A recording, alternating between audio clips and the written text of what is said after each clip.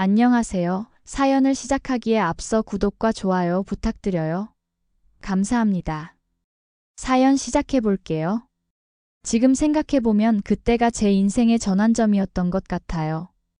새어머니가 돌아가신 그날 아내에게 전화를 걸며 눈물을 흘리던 제 모습이 아직도 선명하게 기억나거든요.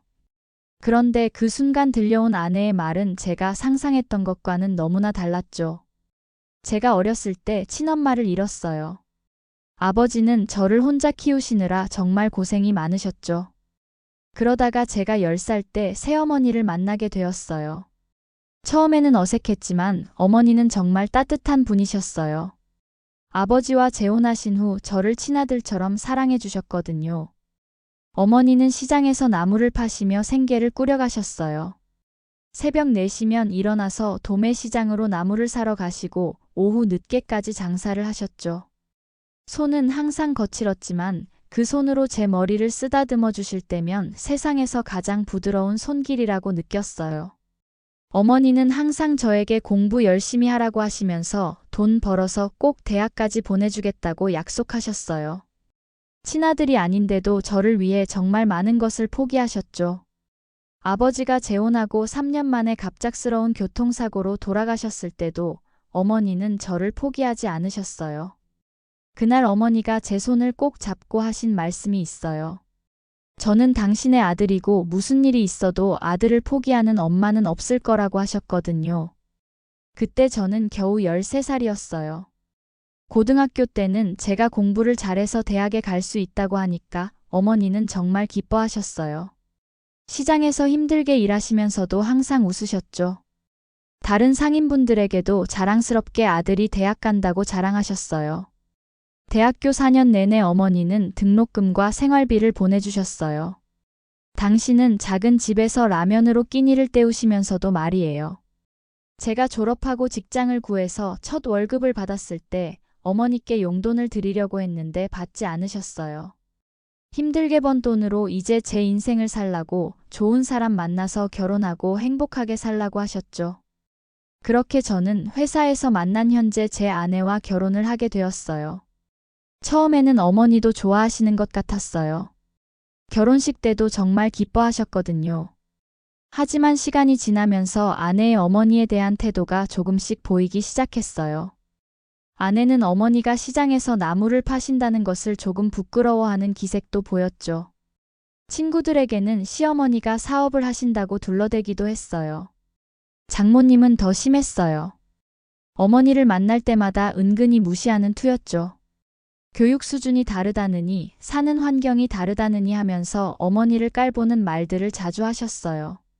시장에서 장사하는 사람이 뭘 알겠냐는 식으로 말씀하실 때마다 저는 정말 화가 났어요. 하지만 아내는 별로 신경 쓰지 않는 것 같았어요.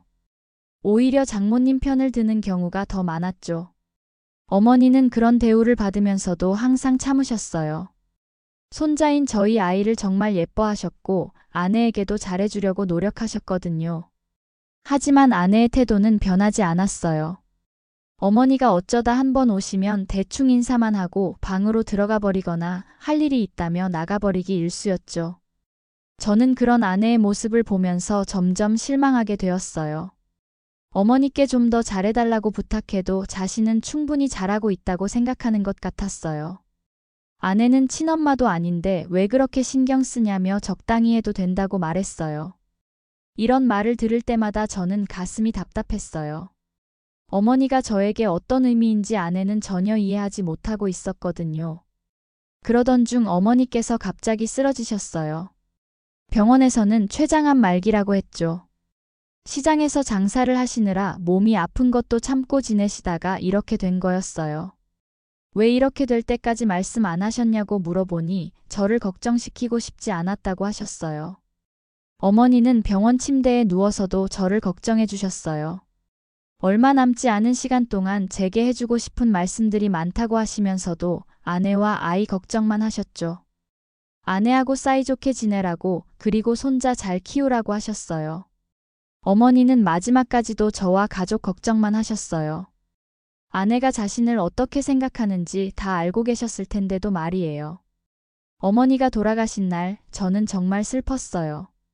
세상에서 유일한 어머니를 잃었으니까요.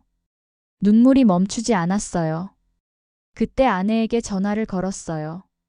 울음 섞인 목소리로 어머니가 돌아가셨다며 빨리 장례식장으로 와달라고 했죠. 그런데 아내의 대답은 제가 전혀 예상하지 못한 것이었어요. 친모도 아니라며 남인데 자신이 거기 왜 가냐고 하는 거였어요. 그 순간 저는 정말 충격을 받았어요.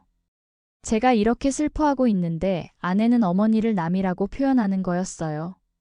그것도 어머니가 돌아가신 바로 그 순간의 말이에요. 저는 어머니는 저를 키워주신 분이라고 말했지만 아내는 키워줬다고 해서 친엄마가 되는 건 아니라며 가지 않겠다고 했어요. 아내는 끝까지 장례식장에 오지 않았어요. 저는 홀로 어머니의 마지막 길을 배웅해야 했어요. 장례식장에는 시장 상인분들이 많이 오셨어요. 어머니가 평소에 얼마나 좋은 분이셨는지 다들 얘기해 주셨죠. 참 좋은 분이셨는데 아들 하나 키우느라 평생 고생만 하셨다고, 그분이 아들 자랑을 얼마나 많이 했는지 모른다고 말씀해 주셨어요. 그런 말들을 들으면서 저는 더욱 슬펐어요. 어머니가 저를 얼마나 사랑하셨는지 다시 한번 깨달았거든요. 그런 분을 제 아내라는 사람이 남이라고 했다는 게 믿어지지 않았어요. 장례를 치르고 집에 돌아왔을 때 아내는 평상시와 다름없는 모습이었어요. 어머니가 돌아가신 것에 대해 위로의 말 한마디도 없었죠. 이제 왔냐며 힘들었겠다고 하는 정도였어요. 마치 귀찮은 일이 하나 끝난 것처럼 말하는 것 같았어요. 그날부터 저는 아내를 다른 시선으로 보게 되었어요. 결혼한 지 7년 만에 아내의 진짜 모습을 본 것 같았거든요. 어머니에 대한 무시, 그리고 저에 대한 배려 없는 태도까지 모든 것이 다시 보이기 시작했어요. 아내는 원래부터 시댁을 좋아하지 않았어요. 어머니뿐만 아니라 저의 친척들도 모두 무시하는 경향이 있었죠. 교육 수준이 다르다느니, 사는 환경이 다르다느니 하면서 깔보는 투였어요. 반면에 친정에는 대단했죠. 장모님은 대학 교수 출신이셨는데 아내는 그것을 매우 자랑스러워했어요. 저는 그런 아내의 모습이 점점 불편해졌어요. 어머니가 돌아가신 후로는 더욱 그랬죠. 아내와 얘기를 해봐도 소용이 없었어요. 그래도 어머니는 저를 키워준 분이라며 조금은 예의를 지켜야 하는 거 아니냐고 했지만 아내는 자신이 충분히 예의를 지켰다고 생각하는 것 같았어요. 아이도 그런 분위기를 느꼈는지 할머니 얘기를 잘하지 않게 되었어요. 아이와 이야기하면서 할머니 생각난다고 하면 아내가 옆에서 다른 얘기로 화제를 돌리곤 했거든요. 저는 그런 아내의 모습을 보면서 점점 실망하게 되었어요. 결혼할 때는 좋은 사람이라고 생각했는데 시간이 지나면서 이제서야 아내의 진짜 모습을 알게 된 것 같았죠. 아내는 저에 대해서도 은근히 무시하는 부분이 있었어요. 제가 어머니한테서 받은 교육이나 가치관 같은 것들을 하찮게 여기는 경우가 많았거든요. 시장에서 나물이나 팔던 사람이 뭘 알겠냐는 식으로 말할 때가 있었어요. 마치 장모님이 제 어머니를 대하는 것과 비슷한 태도였죠. 아이에게도 엄격했어요.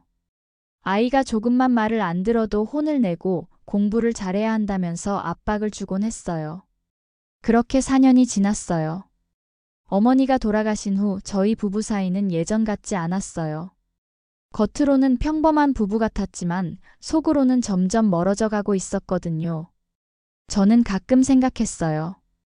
이렇게 사는 게 무슨 의미가 있을까 하고 말이에요. 서로에 대한 존중도 없고 그냥 아이 때문에 함께 사는 것 같았어요.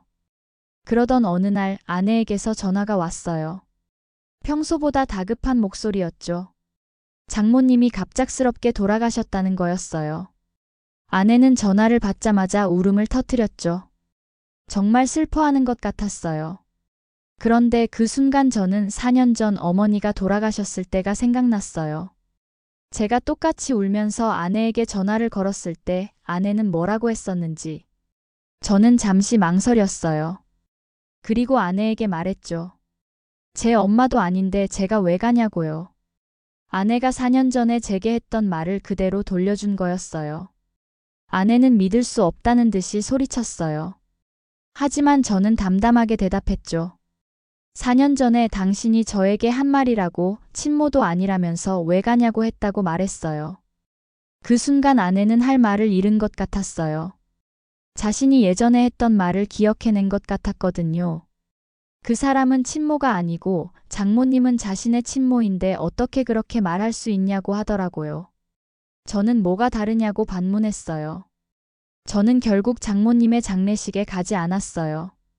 예의에 어긋나는 행동이라는 걸 알고 있었지만 4년 전 아내가 저에게 했던 것과 똑같이 해준 거였어요.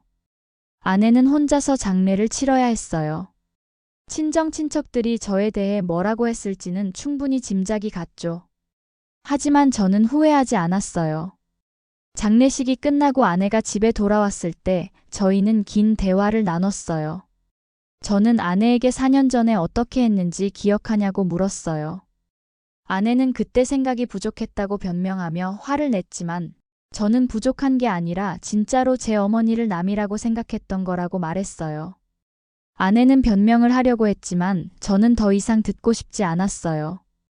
이미 마음속으로는 결정을 내린 상태였거든요. 저는 아내에게 이혼하자고 말했어요. 아내는 갑작스러운 제 말에 놀란 것 같았어요. 하지만 저는 진심이었어요. 더 이상 이런 식으로 살고 싶지 않았거든요. 갑자기 무슨 소리를 하냐고 하는 아내에게 저는 갑작스런 게 아니라 4년 동안 계속 생각해왔다고 답했어요. 저는 아내에게 그동안 느꼈던 실망감에 대해 솔직하게 얘기했어요. 제 어머니에 대한 무시, 저에 대한 무례함, 그리고 가족에 대한 개념의 차이까지 모든 것을 말했죠. 아내도 할 말이 있었나 봐요. 그동안 참아왔던 불만들을 쏟아내더라고요. 친엄마도 아닌데 왜 그렇게 챙기는지 이해할 수 없었다고 했어요. 저는 그게 바로 우리의 차이라고 말했어요. 혈연 관계가 다가 아니라고 사랑으로 키워준 것만으로도 충분히 엄마라고 생각한다고 했죠. 결국 저희는 이혼을 하기로 했어요. 아이 문제를 두고 조금 실랑이가 있었지만 결국 제가 키우기로 결정됐어요. 아내가 직접 아이는 저보고 키우라고 자신은 못 키우겠다고 한 거였어요. 아이가 바로 옆에서 듣고 있었는데도 말이에요. 그 순간 아이의 표정을 봤는데 정말 충격받은 것 같았어요. 아이가 작은 목소리로 엄마는 자신을 안 키우고 싶어 하냐고 물어봤을 때 아내는 제대로 대답하지 못했어요. 그냥 다른 얘기로 넘어가려고 했죠. 그때 저는 확신했어요. 이혼이 맞는 선택이라고 말이에요. 조금의 망설임도 없어졌어요. 장모님이 돌아가신 지 2달 후 저희는 정식으로 이혼했어요. 아이는 제가 키우기로 하고 아내는 양육비만 보내기로 했죠. 이혼 서류에 도장을 찍는 순간 저는 오히려 홀가분한 기분이었어요. 마치 무거운 짐을 내려놓은 것 같았거든요. 집에 돌아와서 혼자 중얼거렸어요. 진작에 이혼했어야 했다고 말이에요. 지금은 아이와 둘이서 살고 있어요. 아이는 처음에는 조금 힘들어했지만 시간이 지나면서 적응하고 있는 것 같아요. 며칠 전에 아이가 엄마를 만나고 싶지 않다고 했어요. 아내가 아이를 만나자고 연락을 해왔는데 아이가 거부하는 거였어요. 왜냐고 물어보니 엄마는 자신을 못 키우겠다고, 자기를 버린 것과 다름없는 그런 사람이 왜 만나고 싶다고 하냐고 하더라고요. 아이도 다 알고 있었던 거예요. 엄마가 자신을 원하지 않는다는 것을 말이에요. 저는 아이에게 그래도 엄마라며 미워하지는 말라고 했어요. 이제서야 아이가 보고 싶은 건지 계속 연락해오는 엄마의 연락을 일방적으로 차단하는 아이가 걱정되긴 하지만 아내도 뭔가 깨달았으면 좋겠다는 생각이 들어요. 이제와 아이를 만나게 자리를 마련해달라고 하는 아내의 부탁을 저도 거절하고 있어요. 아직 아이의 마음이 풀리지도 않았고 그건 아내가 아이와 해결해 나가야 할 문제니까요. 지금 생각해보면 저희 결혼은 처음부터 잘못되었던 것 같아요. 가치관이 너무 달랐거든요. 이혼 후 아이와 함께 지내면서 저는 어머니가 얼마나 대단한 분이셨는지 다시 한번 깨닫게 되었어요. 혼자서 아이를 키운다는 게 얼마나 힘든 일인지 몸소 체험하고 있거든요. 어머니는 저보다 훨씬 어려운 상황에서 저를 키우셨어요. 경제적으로도 힘드셨을 테고 주변의 시선도 좋지 않으셨을 텐데 그런데도 끝까지 저를 포기하지 않으셨죠. 어머니가 제일 자주 하셨던 말씀이 저를 자랑스럽다는 거였어요. 지금 저도 아이에게 그런 말을 해주려고 노력하고 있어요. 아이는 엄마 없이도 잘 자라고 있어요. 학교 성적도 좋고 친구들과도 잘 어울려 놀거든요. 가끔 엄마가 그립다고 하기도 하지만 만나고 싶다고 하지는 않아요. 아내와의 결혼 생활을 돌이켜보면 정말 많은 갈등이 있었어요. 그 중에서도 가장 큰 문제는 서로에 대한 존중의 부족이었던 것 같아요. 아내는 어머니뿐만 아니라 저에 대해서도 은근히 무시하는 부분이 많았어요. 제가 어머니한테서 배운 가치관이나 생활 방식을 이해하려고 하지 않았죠. 너무 감정적이라며 좀 더 현실적으로 생각해보라고 할 때가 많았어요. 제가 어머니를 생각하는 마음을 이해하지 못하고 오히려 비현실적이라고 생각하는 것 같았거든요. 반면에 장모님에 대해서는 무조건적인 존경심을 보였어요. 장모님이 하시는 말씀은 무엇이든 옳다고 생각했죠.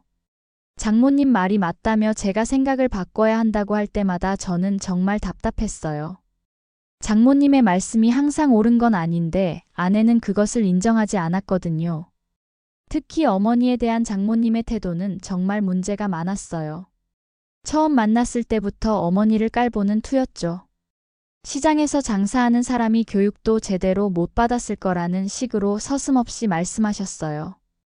어머니가 들으실 수도 있는 상황에서도 말이에요. 어머니는 비록 시장에서 힘들게 장사를 하셨지만 마음만큼은 누구보다 따뜻한 분이셨어요. 저를 키우면서도 항상 다른 사람들을 배려하셨고 어려운 이웃이 있으면 도움을 주시곤 했죠. 돈이 전부가 아니라 마음이 중요한 거라고 자주 말씀하셨어요. 정말 그런 마음으로 사셨거든요. 지금 아이와 함께 지내면서 그런 가족을 만들어가고 있어요. 비록 엄마는 없지만 아빠와 아들이 서로 사랑하고 의지하며 살아가는 진짜 가족 말이에요. 제 긴 이야기를 끝까지 들어주셔서 감사합니다. 구독과 좋아요, 알림 설정까지 잊지 마세요.